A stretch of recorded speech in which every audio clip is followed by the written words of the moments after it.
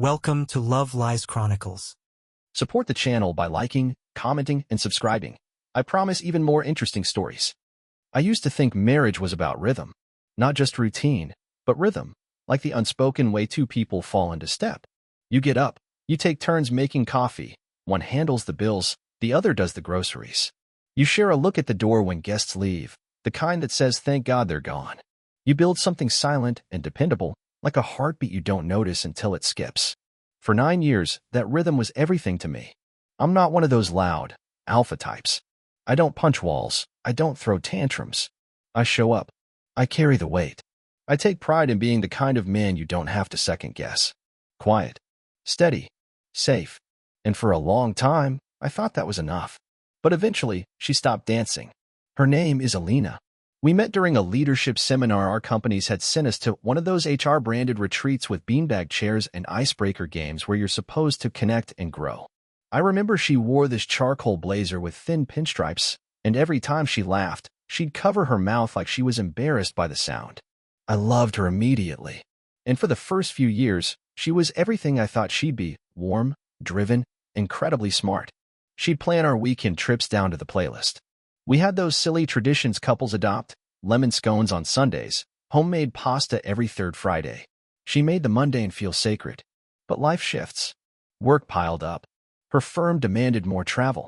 Then came the condo renovation, the promotion she chased, the sudden obsession with productivity gurus and morning routines. I encouraged it all. I figured this was just a phase, new stress, a different rhythm. I kept waiting for her to come back. I kept waiting too long. The first real jolt came one Thursday. I remember because it was the night I got home early and picked up her favorite sushi, the exact one she always ordered after a bad day. I walked through the door, dropped my keys in the bowl, and called out her name. No answer. She was sitting on the couch, legs curled under her, eyes locked on her phone. She didn't even glance up. "Hey," I said gently. "I brought food." She hummed a response. Not a word, just a sound, like you'd make towards someone handing you a receipt.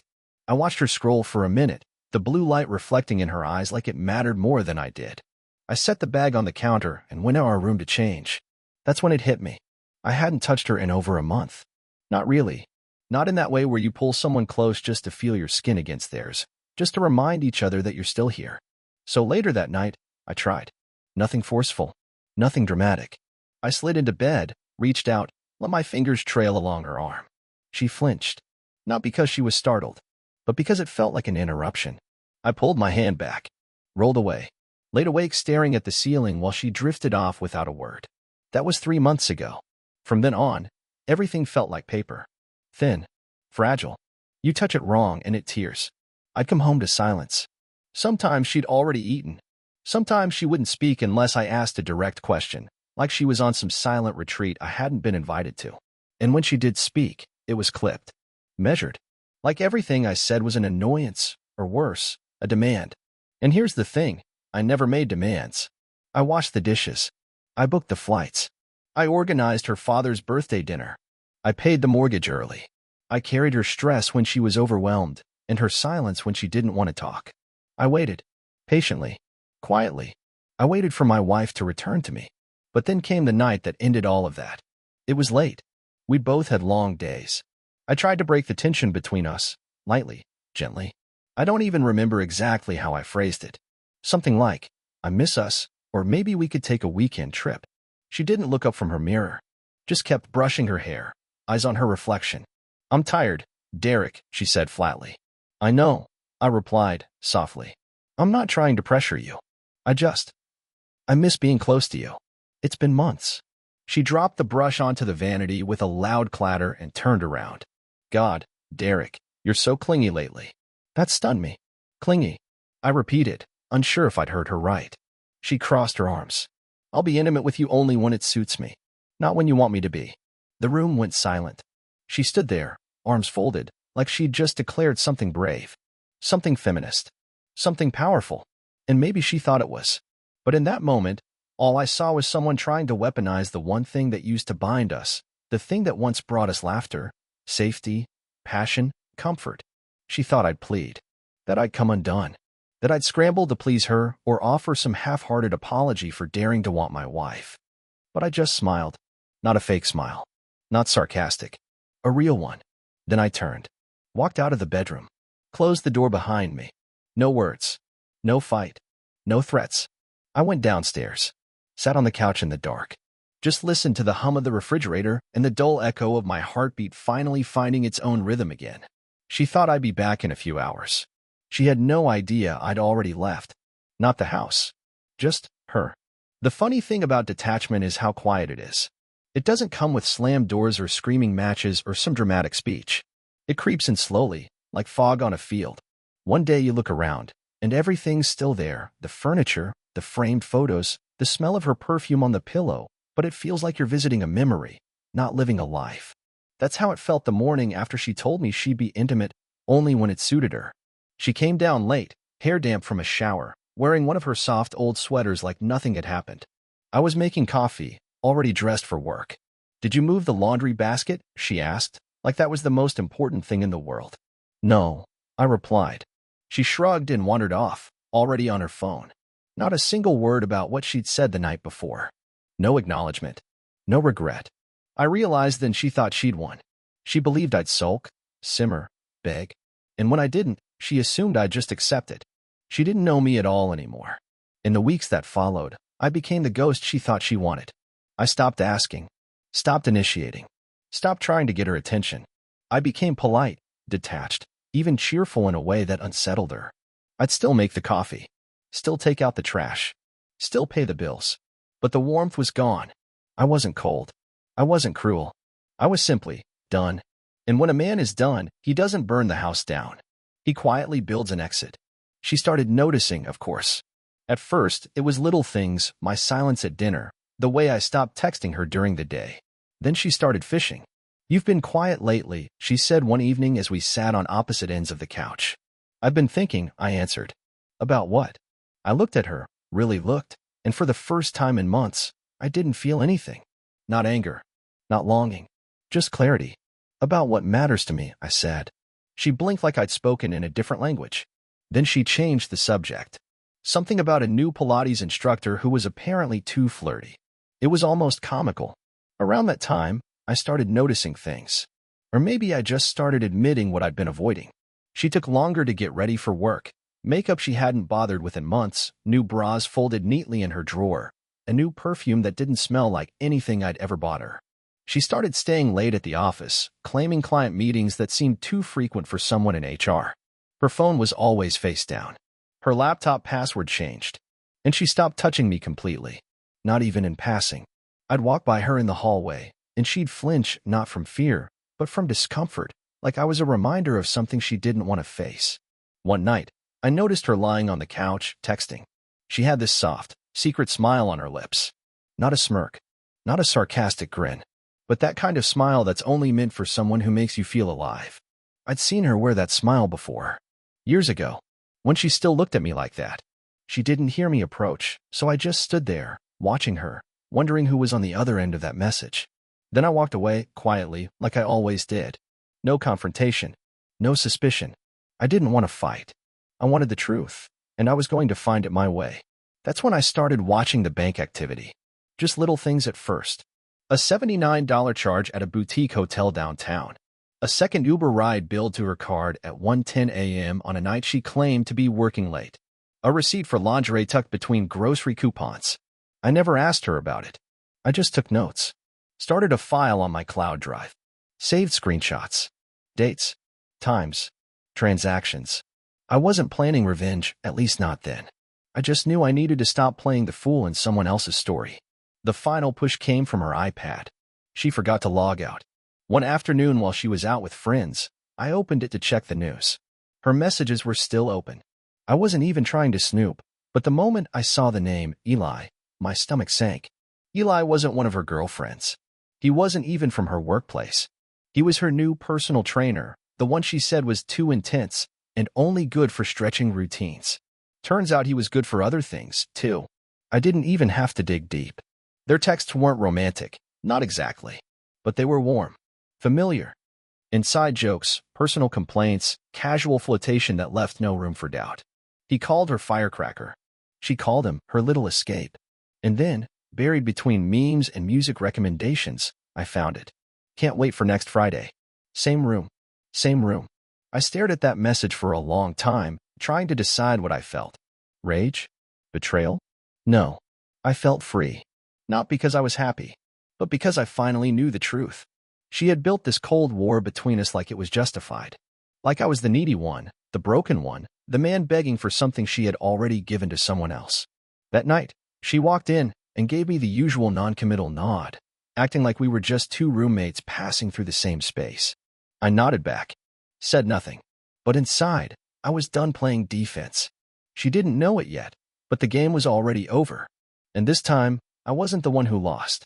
The mind does strange things when it's forced to hold a truth it never asked for.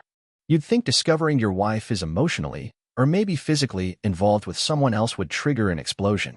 Rage. Confrontation. The kind of chaos you see in movies where someone screams, throws a vase, demands answers that never come. But that's not what happened to me. What happened was far quieter. I got still, deliberate, focused.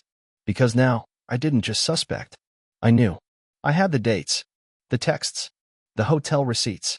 I'd confirmed that her so-called girls' night on Friday was anything but. Eli had checked in at the same boutique hotel just 20 minutes before her. Both had matching check-ins at the gym that morning, and neither posted a thing to their socials for over 24 hours. You can hide your body. You can lie with your words. But technology? It rarely lies. Still, I needed more than dots on a screen. I needed context. Confirmation. Something she couldn't deny or gaslight away. So I reached out to someone I never thought I'd speak to again. Jenna. Jenna was Eli's wife. We'd met her once, briefly, at a holiday charity run hosted by Alina's gym. She was quiet, soft-spoken, clearly the more grounded half of the couple. I remembered her because she'd brought her son with her, a shy little boy with thick glasses who clung to her leg like the world was too loud. It took a few tries to find the right email, then a few more to write something that didn't sound insane. I kept it simple, polite, factual. Hi Jenna, I hope you don't mind me reaching out. I believe our spouses are involved in something they haven't shared with us. I don't want drama. I just want the truth. If you're open to speaking, I'm available. Derek. She replied 6 hours later. Let's talk. That phone call was one of the hardest I've ever made. But Jenna, she was composed, measured. I could hear the heartbreak in her voice, but also the steel beneath it. You're not crazy, she said. I've had my suspicions for months. He's been distant, secretive, and I've seen her name pop up more than once. We traded details, filled in gaps, matched timelines. Her pain mirrored mine in ways that felt both surreal and oddly comforting. He said he was helping her with nutrition coaching, Jenna said bitterly. I didn't realize nutrition involved hotel rooms and midnight Uber receipts. I told her what I'd found. She didn't cry. Neither did I. We just sat in the silence of knowing. It wasn't just a betrayal of affection. It was betrayal of time, of energy, of identity. We agreed not to confront them separately. Too risky. They'd lie, twist the narrative, paint us as jealous, controlling, irrational. So we built a plan. I told Alina I had to fly out for a 3-day conference in Denver. Something last minute. Very corporate. She barely looked up from her laptop. Okay. Safe travels. Jenna did the same with Eli, claimed her mother needed help moving. She even posted a fake selfie from her mom's kitchen, just to keep appearances. Then we waited. It didn't take long. Friday night, 7:03 p.m., Alina left the house wearing the new dress I'd seen the receipt for. She said she was grabbing drinks with Tess, a coworker I knew for a fact had moved to another state 2 months ago. I watched her leave from the upstairs window. 20 minutes later, Jenna messaged me. They just checked in. Room 314. We met outside the hotel 30 minutes later. No screaming. No fists. Just two people too tired to pretend anymore. We walked straight to the front desk. Jenna had booked the room next door using points from a credit card in her maiden name. Told them she'd forgotten her key. A younger employee with zero suspicion gave her a new one without question. I stayed silent. Let her take the lead. Then we walked down the hallway, side by side, not speaking. The air was heavy. You could feel the truth pressing in from every direction. Jenna paused outside room 314. Took a breath. Then knocked. No answer. She knocked again. Still nothing. So she pulled out her phone. Played a voice memo on speaker, Eli's voice, from earlier that day, confirming the room number and time. I'm leaving the door cracked for you. Come straight in. And sure enough, it was. The door wasn't locked. She looked at me once. I steady. You ready? I nodded. And then we pushed the door open. There they were. Not naked, but close enough. She was in his lap, laughing softly, wearing the very same lingerie I'd seen her stuff in the back of her drawer the week before. He was holding her waist like he'd done it 100 times. Her head was tilted back in a way that told me this wasn't new. It was rehearsed. Her laughter stopped the moment she saw us. His hands dropped like he'd touched fire. No one spoke. The silence was a vacuum. Alina stood slowly, brushing imaginary lint from her shoulder, as if that might make her less exposed. Derek, she said, voice thin. What are you? I held up my hand. No. You don't get to ask questions. Eli opened his mouth, but Jenna cut him off. I told you, she said, calm and cold. I told you I'd find out. And then I looked at Alina. I hope it suited you. She flinched, like the words were a slap. She knew what I meant. I walked out first. I didn't need to hear excuses. Didn't want to see how far she'd beg. I didn't sleep that night. Not because I was heartbroken. That had happened already, in small, invisible doses over months of silence and neglect. By the time I walked out of that hotel room, it felt like watching a stranger get caught shoplifting. Embarrassing, yes, but not surprising. Alina came home the next day. Quietly. She didn't text or call from the hotel. No apology. No confrontation. Just silence. And then, just after noon, I heard the front door unlock. She entered like she was bracing for impact. Slow steps, keys clutched too tightly, coat still buttoned like she might have to turn and flee. I was at the kitchen table, sipping coffee, my laptop open but untouched. She stood in the doorway for a second. Can we talk? She asked. I looked up at her. This woman I'd once promised my future to. This woman who used to cry during dog food commercials and make up little songs when she cooked. The woman who now stood in my home with another man's scent still clinging to her like a shadow. Sure, I said calmly. Talk. She sat across from me, wringing her hands. For a second, I thought she might fake tears. But when none came, she went for the next weapon, logic. It didn't mean anything, she said. It just happened. I didn't respond. He listened to me, she continued, voice breaking. He made me feel seen. You were always so quiet, so distant. I didn't think you cared anymore. There it was. The rewiring. The narrative flip. She wasn't the betrayer. I was the reason she cheated. I stopped talking, I said slowly, because every time I tried, you turned me into a problem you didn't want to solve. She flinched at that. Good. Let the truth sting a little. Do you love him? I asked. No, she said too quickly. God, no. It was just. I don't know. I felt powerful. Wanted. Powerful. That word hung in the air like a stench. I nodded and stood. Walked over to the cabinet. Pulled out a file folder I'd prepared days earlier.